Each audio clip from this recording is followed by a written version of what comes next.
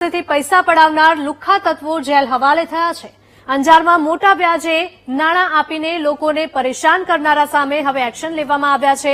લોકોને વ્યાજના વિષ ચક્રમાં ફસાવી મરવા સુધી મજબૂર કરનારા સામે ગુજસી ટોકનો ગુનો દાખલ થયો છે।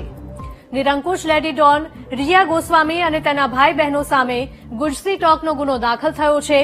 કુખ્યાત રિયા ગોસ્વામી, આરતી અને તેજસ સામે પોલીસે ઉગામ્યું કાયદાનું શસ્ત્ર। આરોપીઓ સામે 2020 થી અત્યાર સુધીમાં નોંધાયા છે 8 જેટલા ગુના। પઠાણી ઉઘરાણી, મારામારી અને હુમલા સહિતની ફરિયાદો નોંધાતા કડક કાર્યવાહી। સંવાદદાતા ભરતસિંહ જોડાયા છે વધુ વિગતો સાથે। ભરત, જણાવશો કે વ્યાજખોરીના નામે લોકોને હેરાન પરેશાન કરતા કુખ્યાત લોકો ઝડપાયા છે।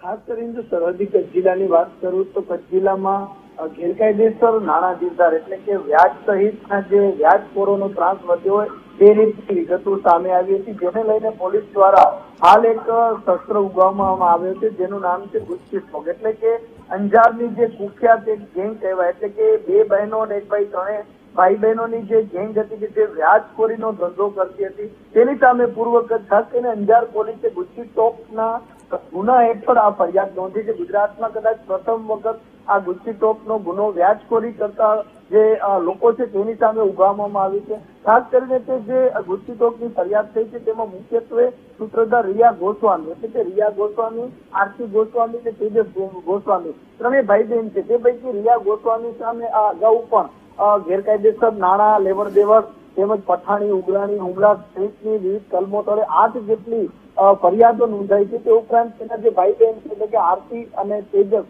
તે બંને સામે પણ 4 ફરિયાદો આ પ્રકારની નોંધાઈ છે। એટલે કે એક તબક્કે પૂર્વ કચ્છ પોલીસે રિયા ગોસ્વામીને પાછા હેઠળ પણ ધકેલી હતી, પરંતુ ક્યાંક ને ક્યાંક જે કાયદાનો સંરક્ષણ મેળવી અને તેઓ બહાર આવી જતા હતા અને ફરીથી તેમનું આ જ પ્રકારનું જે કામગીરી પર એટલે કે વ્યાજખોરીનું કામ કરતા હોવાથી તેની વિરુદ્ધ 31/7/2024 અંજારના જે મુમતાજબેન લોહારે ફરિયાદ નોંધાવી હતી અને ત્યારબાદ સમગ્ર વિગતો બહાર આવી હતી, જેને લઈને અંજાર પોલીસ દ્વારા ખૂબ જ ગંભીરતા દાખવી અને આ ત્રણેય ભાઈ બહેન। જી બિલકુલ ભરત, આભાર।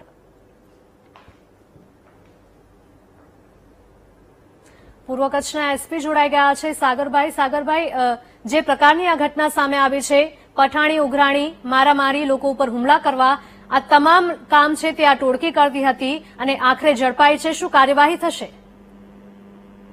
આ જે આખી ટોળકી છે જેની મુખ્ય ગેંગ લીડર રિયા ગોસ્વામી છે અને એમના 2 સાગરીતો છે, એમની બહેન અને એમના ભાઈ, ત્રણેય વિરુદ્ધ પોલીસ દ્વારા ગુજસી ટોકનું જે છે કલમનો ઉમેરો કરવામાં એને ઉપર ગુજસી ટોક લગાવવામાં આવી છે અને એને સાથે સાથે આજે નામદાર કોર્ટમાં એ ત્રણેયને પ્રોડક્શન કરતા નામદાર કોર્ટ દ્વારા એ ત્રણેય ટોળકી વિરુદ્ધ જે છે 10 દિવસના રિમાન્ડ પણ અપાયા છે। આ બધા ટોળકીના જેટલા ગુના હતા જૂના, જેમાં લોકોને સુસાઇડ માટે પ્રેરિત કરવાનું, ખંડણી પૈસા ઉઘરાવવાના, મારામારીના અને વ્યાજખોરીના, એ બધા ગુનાહિત ઇતિહાસ જોઈને અત્યારે પોલીસ દ્વારા એમની તપાસ ચાલુ છે અને એનાથી જે કોઈ પૈસા પણ જે છે ઉઘરાવ્યા હોય અને એની કોઈ પૈસાની ઉપજ કરેલી હોય એ અલગ અલગ બધા એંગલ ઉપર જે છે અત્યારે પોલીસની તપાસ ચાલુ છે। જી બિલકુલ, આપ અમારી સાથે જોડાયા તે બદલ આપનો આભાર।